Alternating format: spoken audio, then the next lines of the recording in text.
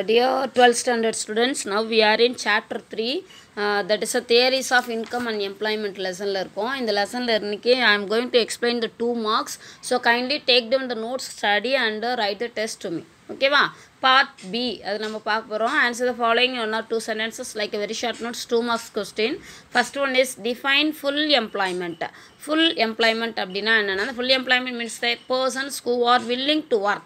The people are ready to work. Willing to work na எல்லாருமே people வந்து willing to work இருக்காங்க and able to work. அவங்களால வேலையும் செய்ய முடியும். Must have employment or a job. அவங்களுக்கு வேலையும் இருக்கும். So that means a full employment. ஜென்ரலாக நீங்கள் புரிஞ்சுக்கணும்னா இந்த கண்ட்ரீஸில் இருக்கக்கூடிய factors of production land labour capital and organisation all are under the work. This called full employment. What is the main features of rural unemployment? ரூரல் அன்எம்ப்ளாய்மெண்ட்னா என்னப்பா? ரூரல்னால் வில்லேஜில் இருக்கக்கூடிய அன்எம்ப்ளாய்மெண்ட் எதனால்? இந்த major feature of rural unemployment is existence of unemployment in the form of disguised unemployment. நல்லா கவனிக்கணும். இந்த disguised unemployment and seasonal unemployment. Disguised அப்படின்னா ஒரு வேலைக்கு 4 பேர் போகிறோம், ஆனால் அவங்க வீட்டில் 8 பேர் இருப்பாங்க. 8 பேருமே அதே வேலையை பார்த்துட்டு இருப்பாங்க. Only 4 people are employed, remaining 4 people are unemployed. அதுதான் மறைமுகமாக அவங்க அன்எம்ப்ளாய்டாக இருக்காங்க. That means what? அந்த இன்கம் அவங்களுக்கு பத்தலை.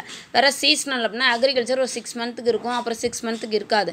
சுகர் ஃபேக்ட்ரி அந்த மாதிரிலாம் பாருங்கள், ஒரு 6 months இருக்கும், 6 months இருக்காது. This is called a seasonal unemployment. So இந்த டிஸ்கைஸ்ட் அன்எம்ப்ளாய்மெண்ட்டும் சீசனல் அன்எம்ப்ளாய்மெண்ட்டும் தான் main feature of rural unemployment. Give a short note at frictional unemployment. அது என்னப்பா ஃப்ரிக்ஷனல் அன்எம்ப்ளாய்மெண்ட் அப்படின்னா? Frictional unemployment arises due to imbalances between supply of labour and demand for labour. The person who's lost jobs in search of jobs are included under frictional unemployment. அதாவது supply அதிகமாக இருப்பாங்க, demand கம்மியாக இருக்கும். So இந்த மாதிரி நேரத்தில் இருக்கக்கூடிய unemployment வந்து ஃப்ரிக்ஷனல் அன்எம்ப்ளாய்மெண்ட். அப்புறம் give reasons for labour retrenchment at present situation. இந்த லேபர் ரிட்ரெச்மெண்ட் இந்த கொஸ்டினை அடிக்கடி இதில் கேட்பாங்க, அவங்களுடைய கம்பல்சரி கொஸ்டின்ஸில் கேட்பாங்க. அப்படின்னா ஒரு பணியாளரை நீங்கள் நீக்கணும், அவங்கள வந்து இந்த ஜாபுக்கு வேணாம் நீங்கள் அப்படி சொல்லணும் அப்படின்னா என்ன நீங்கள் ஃபாலோ பண்ணணும்? எம்ப்ளாயர்ஸ் அப்படின்னா வேலை கொடுக்குறவங்க must classify what reason is possible retrenchment during the consultation process. என்ன காரணத்துக்காக நீங்கள் அவரை வேலையை விட்டு நீக்கிறீங்கன்னு நீங்கள் சொல்லணும்.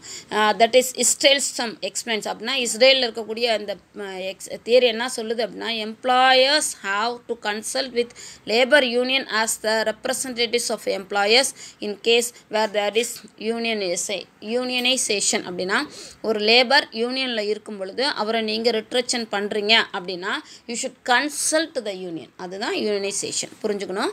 List out the assumptions of sales law. இந்த சேல்ஸ் லா நான் உங்களுக்கு சொல்லியிருக்கேன் இல்லையா? Supply creates its own demand. ஞாபகப்படுத்தி பாருங்கள், ரீகலெக்ட் பண்ணிக்கிங்க. no single buyer or seller of a commodity in an input can affect price. Definitely there will be a perfect competition. அங்கே இருக்குது லேபர் அண்ட் மார்க்கெட்டில். Money acts only medium of exchange. Long run analysis நல்லா கவனிக்கணும்.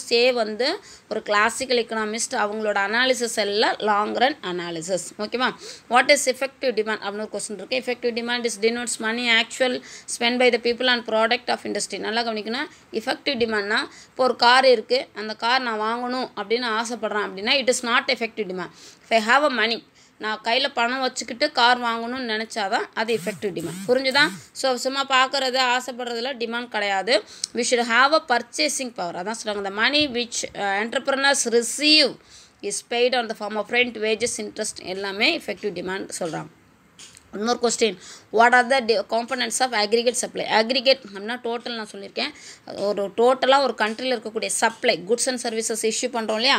அதுக்கு என்னென்ன காம்பனண்ட்னா aggregate decide consumption expenditure, that is aggregate saving, net tax payment, personal decide transfer payment to the foreigners. RF அப்படின்னா personal desired transfer payment.